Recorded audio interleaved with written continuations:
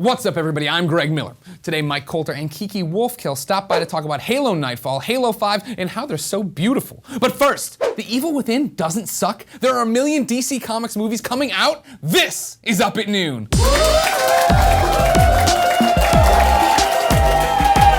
It's the news you care about with your normal panel of experts, the one and only Italian meatball, Brian Altano. The producer slash seducer, Nick Scarpino. Hello. No one's gonna clap for any of these people. Nah, it. Thank you, Wow. Greg Atlas. I tell you what, top story of the week, Evil Within isn't terrible. It is not. No, it is not terrible. It got Okay. reviewed by IGN and got an 8.7. This is a game I saw at PAX and I was like, this is a turd in the making. I am inside a colon This recent watching PAX, a turd this getting me. I get maybe PAX East. Okay. But all the same, a PAX within the recent presence. Everybody loves it now. Now I want to go play it. And this shows, you get a demo, it's bad. Doesn't speak to the whole game. Brian, you've been playing Evil Within. Yeah. Is it good? Is it working out? It's Yeah, not a turd in the making? No, it's jeez. Why do you keep saying that? It's really disgusting. I'm coining the phrase, and then It's not how you coin a phrase. then You ev- don't anything- alienate and anger everyone, and then a phrase exists. No, this is totally like saying like, oh, in high school you were a turd in the making, but now you're a good guy. But Like, no one said that in high school. Oh, they said it. No, Brian. now you're trying to find a historical context for a phrase you literally just made up that is confusing, disgusting, and enraging. But what I'm saying is people shouldn't be arranged. Well, they should be arranged probably, but they shouldn't be enraged because this is a good thing. This is a compliment. the It's game a or the backhanded turd in the compliment. making? Have you ever heard the saying, stepped in shit? Like, he really stepped in shit. No, I really haven't heard that It's one. like good luck. Oh man, like he won a ton of money. He really stepped in shit. My dad said that once. I'm like, that's not good. Like I was like, did he use the money to buy new I don't shoes? think your dad was getting that phrase correct. I think fell in shit and came up like gold or something like that. I think is the phrase. They're smelling out roses. That's what it is. That's people that are lucky. Stepping in shit is just a generally unlucky thing. Nick Scarpino, what I want to know from you is give me For every culture. This has surprised me and it doesn't happen often. So I want to know from you another game that you were looking forward to. That when it came out, it was either good or bad, and you expected it to be the other. It was the opposite of what you were expecting. That's a hard one for me. Okay, you want to think on it? I'll think on wanna it. grow on I think it? the only thing I can't think of a game. I can think of a movie that just Okay. surprised me. That was What do you got? randomly. I love Netflix. We all know this. I like going down. I like scrolling through the blades of Netflix. Thank you. And a random movie the other day popped up, and I thought this is a perfect movie to fall asleep to. Right? It's a perfect one. I don't have to pay attention to. It's not gonna be. Oh, is it the fireplace that just loops? No, I had that too. That is amazing. I just Love did that that last movie. week, and we'll talk offline about that. No, I was watching this movie called 3 Days to Kill, starring Kevin Costner and Amber Heard. And by all accounts, this movie should have been not very good. Yeah. But I started going into it, and I started noticing, I'm like, oh, McG directed this. That's interesting. Oh, Luc Besson, the guy who wrote The Professional and Fifth Element and all these other great movies, did the story for this. This actually might not be as bad. And sure as hell, it was actually a pretty good movie for 3 hours of it. 3 hours. Yeah, it was You were like trying 2 to go to hours. bed. No, I ended up staying up until 2 o'clock in the morning. That's why I can't form a McG sentence. sold you on it. The guy who couldn't get the Superman film off the ground. Yeah, but he did 1.5 really good Charlie's Angels films. So that worked out well for Wait, him. what? The second one wasn't Don't so engage bad. him, Brian. Yeah. Don't engage. Don't look him in the away. eye. What game surprised you? Can I say a movie? Sure, I guess. Whatever. Why do I even host the show? Do whatever the The other half of that Charlie's Angels movie. That surprised you? Yeah, I'm surprised that people watched it. You're a weird one. No, okay. So a thing that's really surprised me for the worse is Life. I feel like it was promised to be a lot better. Some of the preview events that I saw earlier growing up made it look like it was better than it actually is, and what we have now is kind of a steaming pile of shit. Yeah, well, we're back to Drucker levels of depression on this show. I was going to say Superman 64. What, you thought it was good? Yeah, I was hoping. I saw screenshots. You're going to be a Superman. It's based on the animated series. I bought an N64 for it. It was one of the things that I was like, this is why I'll own an N64. And then I got it, and it was terrible. I think it did have that cool mechanic though, where as you were flying, you would fly really fast and you go kukush. I thought that was cool. After the first 10, 15 of those, though, I was like, this game is kind of garbage. They got that thing down that Superman always does. That's what, when you think Superman, you think Gagoosh. Yeah. You would look like the scariest proctologist of all time. Come here, no, just keep it open. Speaking good. of Superman, this past week, a million DC Comics movies were announced. This is crazy. You love this, right? I love it. Batman, Superman, Dawn of Justice, 2016. Suicide Squad, 2016. Wonder Woman, 2017. Justice League Part 1, Part 1, not a park. 2017. The Flash, 2018, not connected to the movies. That's a big problem. Aquaman, 2018. Shazam, 2019. Justice League Part 2, 2019. Cyborg, 2020. Green Lantern, 2020. Yeah. What the f A is lot of Cyborg? movies. His side character, his man. name's Victor. He was a normal boy. Victor the Cyborg. That's Yeah. that's Then this all dude. hell broke loose, and he's a part cyborg now. He had his life together, and then depending on what continuity you read, some experiments that his dad was working on went wrong. So he's RoboCop? Well, yeah, but he's more human than RoboCop. Like RoboCop. DC, you have nothing. What are you doing? I don't know. I disagree. I think this is awesome. Marvel's got a talking raccoon, and that went pretty goddamn That well. went great, but not Victor the Cyborg. That sounds so stupid. I'll tell you, I'm actually, here's the deal. Maybe I'm not more- selling well. He was a normal person, and now in the Lego games, he can turn into a washing machine. I'm sure we'll find out in the 6 years it takes him to make the Victor the Cyborg movies. I'll tell you, the movie I'm most excited for actually are those smaller films like Cyborg or Shazam. Why? Well, Shazam's gonna be awesome. Shazam's gonna be awesome because it's got The Rock. Dwayne The Rock Johnson. For the same reason why I wasn't excited for Iron Man and was pleasantly surprised. I want these movies low to be the sleeper expectations. hits, right? I want to go in there and watch a Shazam and be like, yeah, for all intents and purposes, it shouldn't be as good as a Superman film, right? But they haven't necessarily nailed Superman yet. So I'm hopeful that something like a Cyborg with a cool story with a complex character, like the washing machine, could actually None be of awesome. those things were listed earlier. What's that? The cool story or the complex character. Well, we'll see. I mean, that's We're listing what? that's I'm the thing giving I'm you a excited about. boilerplate description of a character you know nothing about. I told you his name and a little bit of his backstory. Victor the Cyborg, it sounds really stupid. I'm sorry. He's not a pizza man. He's a cyborg. That's cool. What It's I not want the to know, Jean-Claude Van Damme movie. Ryan Altano, Yeah. is what is life going to be like in 2020? That's the first time this is the first time. Life this is the after first time, Cyborg? This is the first, well no, during Cyborg. This is the first time I ever thought about the year 2020. It's the first time I realized the year 2020 is close. This is the first time I realized I'll probably be alive in 2020. What does that future look like in 2020? Everything's gonna be, I think it's gonna be like when Biff got the almanac. Yeah? A lot of neon, a lot of bikers. Yeah, there'll be like rats and biker gangs everywhere, and everything will be on fire. I see. That's the thing. When I And think, we'll have really big phones. at what point, as a society, do we stop looking at the future and thinking it would be good? Because I don't think year 2020 is going to be good. We'll have ISIS 3 out there. They'll be doing all sorts of shenanigans. Well, that's kind of interesting. Like, I feel like in the 80s and 90s, we spent all the time obsessed about what the future would be like, and then like we got it. Yeah. And we're bored of it, Right. so we don't care about it This anymore. computer in my phone, I use it to argue with people and make fun of people on the internet. Yeah, nobody gives a shit anymore. Yeah. So like, I don't think anyone even cares about it 6 years from now. There probably won't even. There'll be like half an Earth, like in space, just half It's of just it. slowly spinning through. Yeah, and the other half would be fire and rats. Jeez. Nick, are you great. excited for 2020? I'm super excited for 2020. I'm not like you naysayers. I think 2020 is going to be amazing. Hopefully, it's going to look a little bit more skewed toward the video game movies than the comic book movies, right? We still haven't seen this era. You want something skewed towards the video game. I think we're going to be oversaturated with comic book movies by the year 2020 because you Oh. also have to think. I thought you were Marvel's- saying he wanted like it to look like the Doom video game or something in 2020. That's pretty cool too. No, but no, I think as far as cinema and as far as the nerd culture is concerned, like it's exciting, right? They're doing at some point they're going to make a good one. They've got a slate of 12 movies or 10 movies coming out between now and 2020. We'll get a good Superman story. We're going to get another good Batman story. Hopefully, we'll get it. By then we will have ushered in the era of the video game movie as well. And so every single thing that's coming out in the theater is something that I care about, and that'll be cool. You keep pushing these video game movies. They're going to work. It's going to happen. Rounding out the news you care about this week, The Walking Dead came back to TV. This jackass over in London made burgers that taste like human flesh to celebrate. That's great. And he's out of all the things I expect you to clap for, Greg. What the f? This is London mess chef Jim Tomlinson. He designed a burger that tastes like human flesh. He researched famous cannibals of the early 20th century to better understand what human flesh tastes like. The burger is actually made up of a combination of veal, pork, chicken, livers, and bone marrow. So he didn't actually. No he tofu, never though, actually ate surprisingly. anybody. No, he never actually ate a person. So he's a liar. Yeah. Well, I mean, he tried. He replicated the best he could by talking to cannibals, researching cannibals. That you can't trust those guys. They eat people. Yeah. They're just I'm gonna read these old cannibal cookbooks. They're just gonna say it tastes like chicken, and that'll be the end of it. Yeah, they're liars. Yeah. They eat people for them. They're like, Agreed. "Hey, come on over, hang out with us. Then they eat you. Yeah. And I'm gonna read that guy's book and cook.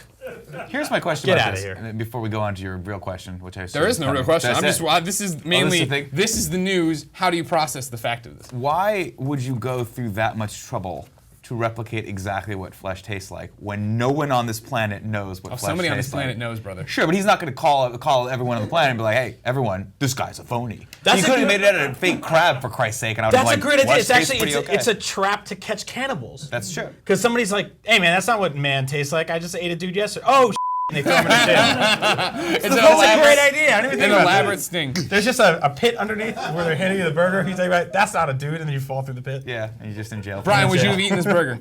Yeah, why not? I have no context for what that's like, so I wouldn't eat a guy unless it was like a day after the apocalypse. Like that's how long you wait? Wow. I'd be like, ah, I'm eating all the kids. Greg's like, Brian, And they'd be like, you don't have to do that. I'd be like, ah, it's too We late. got plenty of food for We're years. in a Trader Joe's right now. We got enough food for 2 months. Nah, Exactly. I'm eating this kid. That's just the way it's going. I'd eat the burger. Why not? I'll eat any burger. If you just I ate a black describe burger the in Japan. burger to me, Yeah, like you just just did, Yeah. it sounds good. Chicken livers? Yeah, chicken livers are good. You win use sparingly, but Sure. if you call it the flesh burger, Bone it's gonna marrow? be disgusting. Bone marrow is tasty. That's really good. Okay. You ever had bone marrow? I don't think so. Really? Yeah. They took my bone marrow once. Then they made me eat it. They made me watch!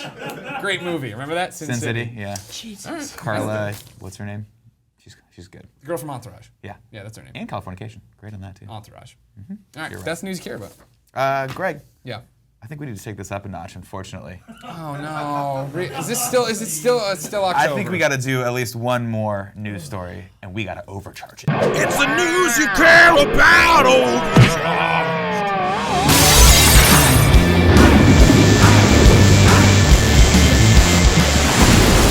What's up, everybody? It's the news you care about, Overcharge.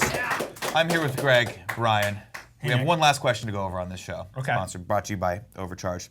It HBO. burns. It burns. It does burn, but it It's burns powered so by good. extreme It burns files. so good. What does that HBO mean? is going standalone in 2015. Finally. I have my thoughts on this, but Greg, what are your thoughts on this? I love it. Yeah? I'm ready for it. Now I just need. Here's the one hookup. The problem I still have with keeping the cable box around is that. What about sports? Live sports, I still need solved. ESPN to solve them, or sell themselves a la carte as well. Then I'd be fine, because then I do that, and then I could just buy the Flash and the Arrow shows off Amazon Prime, like I do most of the weeks anyway, because I want to watch them in the bedroom. I'd be all set. I'm ready. It's been waiting too long. I don't like my cable company. I don't watch TV. I'd much rather just pay as I go. Brian. Yeah, me too. I think there's 3 phone calls that every man makes with his father, and one of them is, Dad, I'm moving out. The other one is, Dad, I'm getting married. And the third one is, Dad, I don't need your HBO Go password anymore. I'm with you guys on this. It'll all come down to price, right? If Yeah. they can offset the price with what I'm paying on my basic cable subscription plus HBO, of course Yeah. I'm gonna get it. My wife every month texts me, calls me. We got to cut the cord. We got to get rid of HBO. Yep. It's too expensive, and I'm like, well, how expensive is it? She's like, it's an extra $15 a month. So if they can beat $15 a month, I'm in. They probably can't. That's my fear, is it's going to be really expensive. It might be. Does she want to cut the cord on cable in general? She's not quite there yet because I don't think she really wants to try that hard to get all the Desperate Housewives or the Real Housewives Yep. of Melbourne and LA and all these Your things. lady and my lady should talk. We should put them in a room together and make them watch that show But that's by the thing. themselves. They actually would talk, but they wouldn't talk to each other. They would just talk out loud about everything that's happening on TV. There's a It's show, whole thing. we're talking about Bravo, by the way. Sorry for hijacking this, but it's News You Care Overcharge. There's a show on that channel where people watch shows on that channel. And you watch them on the couch, watch that show, and they make fun of it, and you sit on your couch and just slowly die. Yep. Why? I don't know. I haven't quite gotten. And I to pay that. for this. I get a bill every month, and I'm like, why is this? But you know what? If they go a la carte, if they let people just buy that show or buy that network, I bet it'll work. And that's the thing. I think everything's going that way. Any major network or any major cable provider that's fighting against that storm is going to fight a losing battle. Yep. You know, we are all getting used to that a la carte, being able to go online and pay for just the thing we want to support awesome online content or streaming content or anything like that. And it's going to work. I'm excited about that. Me too. I think it's great. Speaking of excited, Nick Way, Greg, go ahead. You weren't ready for the rest of Nope, it? wasn't ready for the rest of it. I don't know how you do it every week. That was the saddest. I like it. You tried really hard. I had one limp piece of paper and just kind of That float was to the ground. so tragic. There was energy in it though. You want to see how professional does it? I'd While I like get to. the big bucks? You want to? So you set like this. You act like you're just having a normal conversation. You're on listening to something me, I'm talking to you, everything's great. And then you go, speaking of HBO going places, Gregway, my next guests sure are going places with the Halo franchise. Ladies and gentlemen, put your hands together for Mike Colter and Kiki Wolfkill.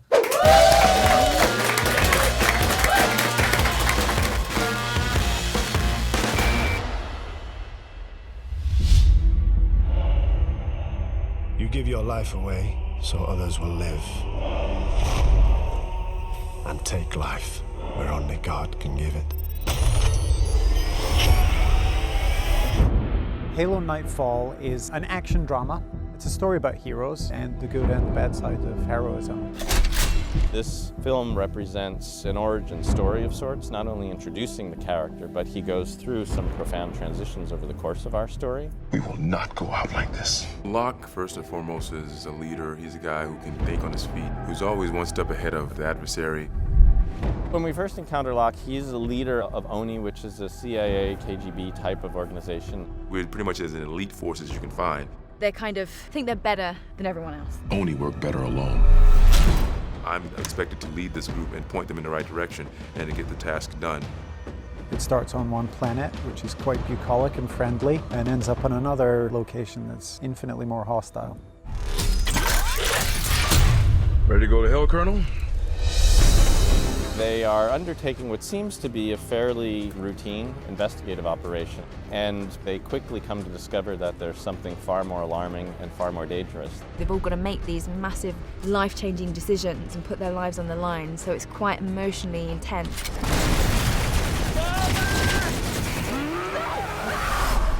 Mike Colter, who plays Locke, has an especially entrenched role in the Halo universe because he's going to be a character that appears in Halo 5 Guardians, but his journey and his transformation really start here. That digs into the kind of soldier he is when we first encounter him, and then the kind of soldier that he ultimately evolves into being.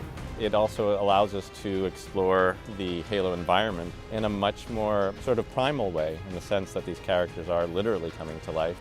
That's been a thrill for us because we've been carefully working on his character arc as a bridge between the game and the motion picture world, effectively.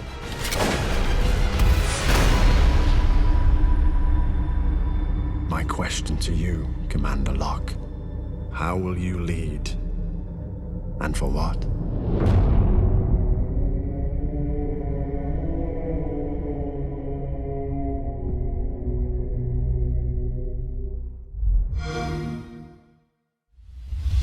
As I live and breathe, Mike, Kiki. Wow.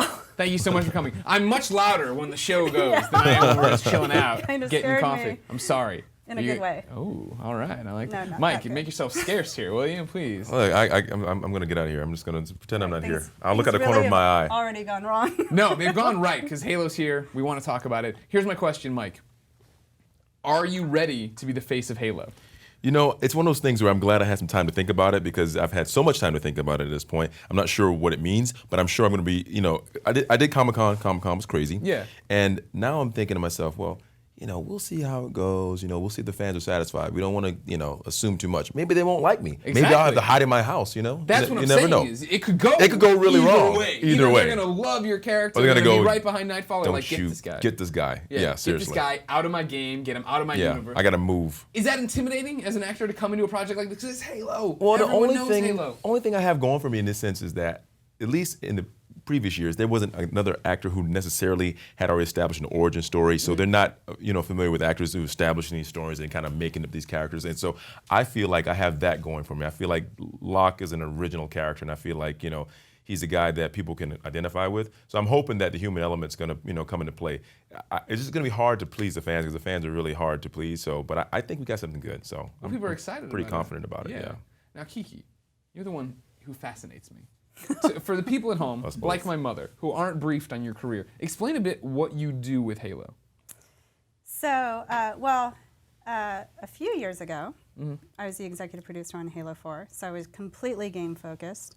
I've been in a new role for the last couple years, which is kind of looking over and heading up our sort of TV entertainment and sort of interactive business. So Halo Channel, which we've just started talking about, is something my team is building.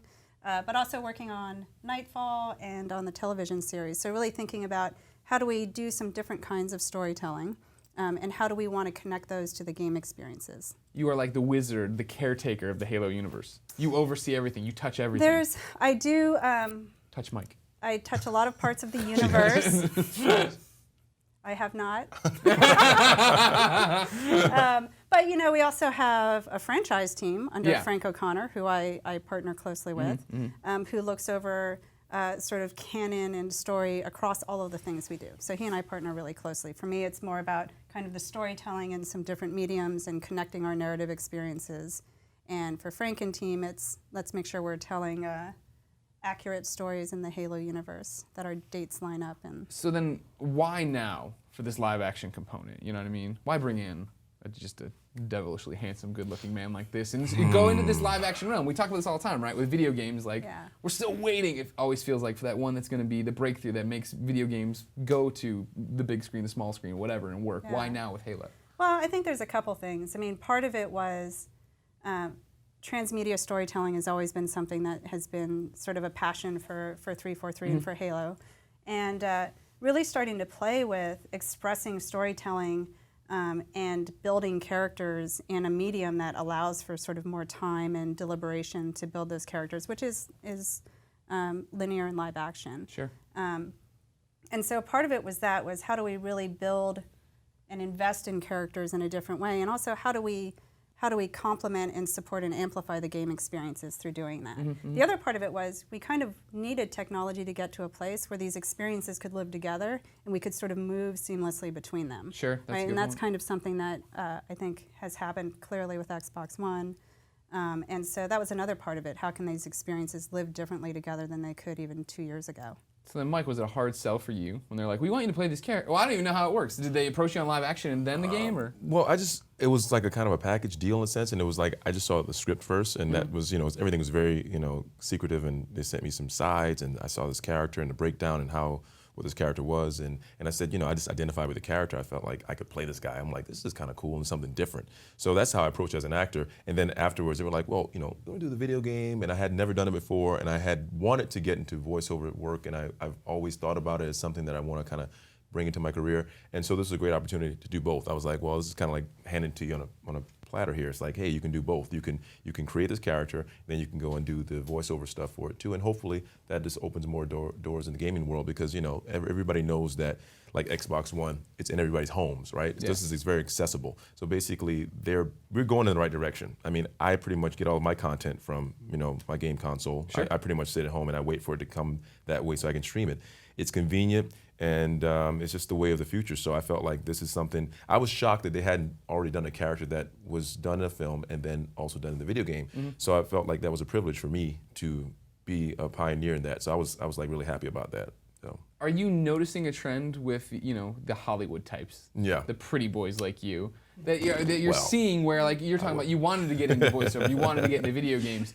Are people, I guess, not that they weren't before, but taking it more seriously, games and stuff? Yeah, I think they have to, because everything is, we obviously know comic books and DC, Marvel, they're already starting to like basically, they're dictating the film industry right now, especially overseas and globally. So I feel like Halo has such a footprint globally. Like, why not, expand? Why not start to tell stories and start to bring these characters to life and employ actors to do so? Because there's lots of stories to tell. I mean, really complex stories, unique stories. Why not flesh it out in a human form so people can really, connect to it? And then when they play the game, they're that much more invested. I mean, it's a no-brainer. It's like, hey, let's create characters and let's tell stories and continue to do so and start to build the worlds, because people can go back and forth. They can just turn their TV on and watch the movie. They can play the game. They can go back and forth. The character, maybe have spin-offs, and this character will have his own show. I mean, you never know, hey, right? He's already. I'm already thinking. Already pitching himself. I'm already work, I didn't say this character. Did I say? Yeah. I got some other great ideas for you, huh? I know. What about a prequel? I know, prequel. I was a little kid, In band camp. Yeah. Band camp. What goes in band? So, I mean, Kiki, for this idea of jumping back and forth, right, between the different, the cinematic universe or into the game universe and stuff, was it an idea that everybody was on board with to begin with, or did people have you have to sell this idea? I think that I think people were into the idea.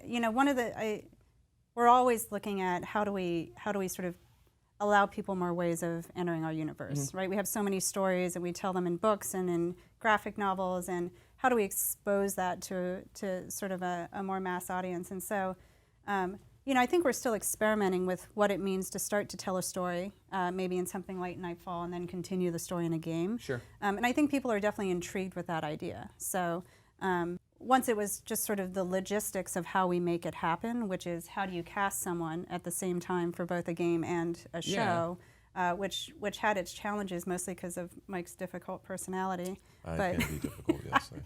But it was actually a challenging process. Once we worked through those logistics, I think there's a ton of support for doing it, because as we think about where entertainment is going, it is all sort of merging in interesting ways, right? And you should be able to experience one part of a story here and one there. Not that they sort of need each other, but the idea that an experience is better when you're able to sort of ingest them all together. Sure, they bolster each other. Yeah, right? I One think makes the other is an stronger. intriguing premise, and there's definitely been support for it. And also support for really pushing Halo as sort of more of an entertainment experience beyond just the games. Sure. So then you're talking about, you know, it was interesting casting for this role at the same time. Did it have to play differently than when you normally sit down to cast a voice, or vice versa for casting a live action role? Well, I think there's a couple challenges. One was easier, which is just finding someone who has the talent to do both, right? Someone who can be a great voice actor and a great... There you go. On top. I'm happy to see the bonding. Yeah, we're be bros. here for Yeah. that. And who can do the performance capture and can do the acting. I think the more challenging part really was, you know, what a story needs in a sort of, you know, live action drama versus what a game story needs and what a player needs can be different, right? So how you reconcile them and make sure that you're getting the best thing for the show in terms of that characterization and getting the best thing for the game, I think that's sort of the creative challenge. Okay. And Mike, you talked about, you know, the characters, what spoke to you here. What is the character of Mr. Jameson here? What's happening? Where's Jameson going? Well, Jameson is, you know, he's in a situation, and what I like about the script and the film is that when you'll notice at the beginning, we hit the ground running. And, you know, we're in the middle of something as soon as the film starts or the series starts, and I think that's what makes it accessible to fans, even ones that aren't necessarily familiar with the Halo universe. If you turn on television, you see this person in a situation, and immediately I feel like it's something that pulls you right in, and you start going, well, what's going on here? And so with Locke, he is in a situation. He's a leader of men. He has a team of guys that basically. We all know the story in the sense that he is an Oni, and he's there to protect the human race. That's what we know about him. He's a guy that basically every decision he makes affects millions of people. So every time he's doing something, he's always thinking about the big picture. So when I saw the character, what I was thinking about when I first got it is like the weight on the shoulders, the amount of the degree of difficulty as far as like everything you do in life is always has repercussions. Well, you know, when you have a team, you're not thinking about your survival, you're also thinking about everybody else's survival. How does this affect everybody? And so I feel like with Locke, that's what's appealing. That's what's going on with him, and he's thinking about the future, and not so much for himself. He's thinking about the future for the entire human race and how this will go on. And anytime you're dealing with a leader, anybody who's a hero in any film or any society in real life, there's always that element. It's like, what am I sacrificing as opposed to what am I gaining? And that's the big picture, and that's the big question in this film. And so by the end, you'll see that there are some choices that'll be made, and you know, whether he's actually on board with it or not, we'll see. We'll see what kind of guy he is. You know, what's his character? Yeah. Because his character will be tested. Okay. Yeah. Kiki, are you worried about him becoming more popular than Master Chief? No, I mean, I think Sorry, that I there's... tried, Mike. You know, look. No, I say that not because there can only be one king of the hill here. I mean, I think Master Chief is already established. I say that not because I don't think that it's possible for Mike and for Locke. It's more about I think there's room for great heroes in the universe, right? And I don't think it has to be just about one. And they're each going to have their own characteristics and the things that drive them and the things that players and viewers take away from them. So I don't really look at it as an either or. Yeah. A Mount Rushmore of Chief. Someone out there right you, now. me, and then we got Cortana. Cortana's in there. So yeah, why not, exactly. right? Why not? You know. All right. Well, Halo Nightfall's out November 11th. When's Halo 5 come out? Nice. That was such a good I effort. almost, right? Yeah, a very subtle effort. The lean is what did it. Yeah, it was. Do you know what Halo I 5 almost is? crumbled under that. I didn't know it. I just found out information that I didn't even know. She doesn't tell me anything. I'm serious. They give me like just enough to go to the next day. It's like little bits of Did we talk about information. how high maintenance it is? You did, yeah. Princess. To is what keep you me in called the it. dark, literally. Literally, I'm gonna go back to my little room when I'm finished here. start reading the lines, too? I'm locked up for the entire time until this comes out. All right, I don't think get that's a chance a to good go cue. out. Did you stop it? To stop it? the interview? Yeah, always end on a bad pun. Oh, locked up? But come on, nobody got that one. Thank you to Mike Colter, Kiki Wolfkill, Nick Scarpino, Brian Altano, and you, my audience! If you want to be in that audience, go to ign.com/up@noon for details. As always, I'll be answering comments the first hour of this video is live, so come tell me if you have a cooler last name than Wolfkill. Spoilers, you don't. We'll be back next Monday at noon, but until then, I'm going back to bed. DaveFernora.com.